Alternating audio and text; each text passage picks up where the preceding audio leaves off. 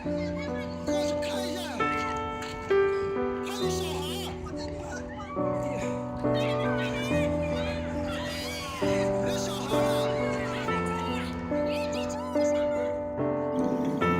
April 25, 2015, an earthquake with a magnitude of 7.8 struck my hometown, along with the rest of Nepal. The disaster killed nearly 9,000, injured 22,000, and left 3.5 million homeless. Many people were out on the streets, and villages disappeared. Seeing my country in utter despair, I knew something had to be done. So I asked myself, what can I do?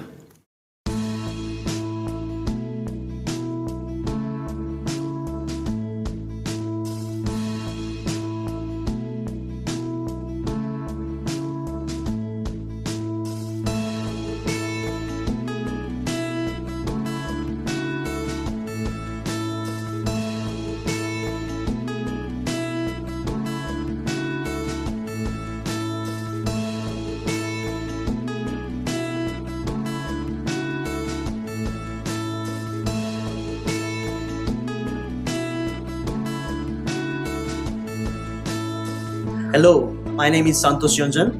I am a student from Nepal, currently studying civil engineering in Japan. I knew I had to do something for my country, so I decided to raise money to build Gymnasium in Lisankhu village, which is my hometown. You may be asking, why a gymnasium? I got the idea from my experience in Japan. When I came to Japan, I was always amazed by the Japanese people's commitment towards disaster management. They prepared themselves ahead of time. They, as a community, knew where to evacuate during the time of emergency. We never prepared emergency backpacks when everything seemed okay, and we didn't have evacuation centers. So, instead of simply sending money or food, I decided to make something that would promote disaster awareness in my country in the years to come. A gymnasium was perfect because it can work as a hardware to shelter people in case of emergency and work as a software to install the idea of disaster management in my country. In about a year's time, my friends helped me collect over 1.5 million yen, and we were able to build the framework of the gymnasium.